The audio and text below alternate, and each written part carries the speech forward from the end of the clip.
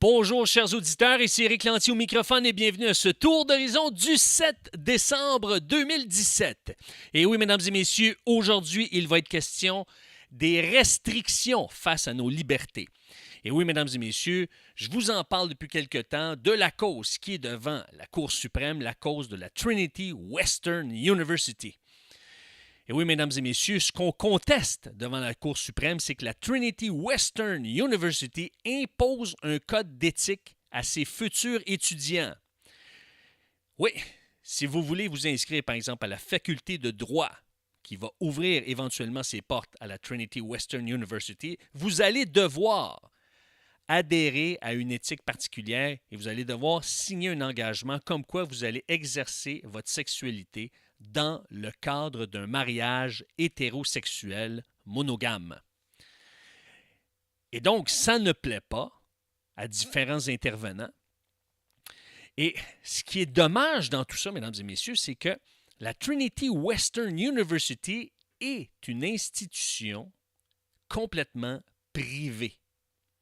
Et si la Cour suprême dit vous n'avez pas le droit d'imposer à des adultes de pratiquer un tel genre de sexualité ou une sexualité à l'intérieur de tel cadre, en l'occurrence le mariage, eh bien, ce que ça va produire, mesdames et messieurs, c'est que, en termes de jurisprudence, en d'autres mots, en termes de conséquences, ce que ça va produire, c'est que, éventuellement, il pourrait y avoir des institutions comme des camps de vacances chrétiens ou même des écoles chrétiennes qui ont une certaine éthique ou qui exigent une éthique envers, par exemple, leurs enseignants, leurs membres du personnel, envers les moniteurs, par exemple, de camps de vacances, de camps de jour, eh bien, ils vont pouvoir revendiquer de ne pas être contraints de se soumettre à cette éthique. Pourquoi? Sur quelle base la Cour suprême pourrait amener la Trinity Western University à perdre sa cause? Eh bien, sur la base qu'une institution ne peut pas imposer une moralité à des individus. Vous allez me dire, oui, mais Éric, pourtant la Charte des droits et libertés reconnaît la liberté de religion.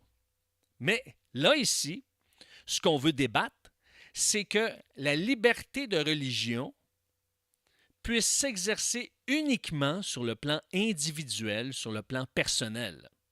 En d'autres mots, une institution ne pourrait pas revendiquer de la liberté de religion pour imposer sa vision morale des choses. Et là, en termes de droit, ça serait une perte.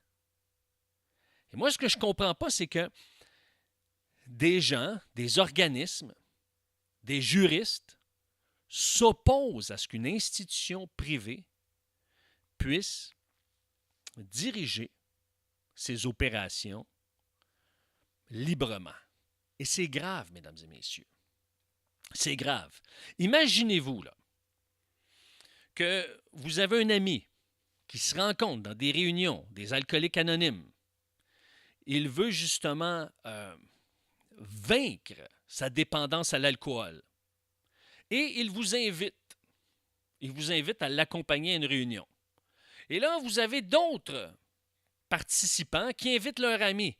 Et parmi les amis, il y a quelqu'un qui dit « Hey, moi j'aimerais ça boire de la bière ici. » Et puis là, les dirigeants des alcooliques anonymes diraient « Ben non, on veut avoir un environnement où est-ce qu'il n'y a pas d'alcool pour aider ceux qui luttent avec l'alcool. » Et là, à ce moment-là, ces gens-là se tournent vers la cour et disent « Non, nous, on veut revendiquer notre droit. »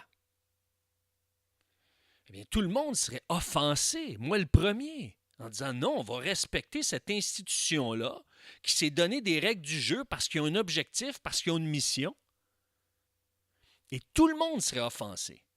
Mais pourquoi, lorsqu'il s'agit d'une université chrétienne, eh bien, il y a si peu de gens qui s'offensent à ce qu'on veut les empêcher de soumettre à leurs étudiants un code moral? Eh bien, mesdames et messieurs, puisque le temps fuit, eh bien, je vous dis à la semaine prochaine. Au revoir.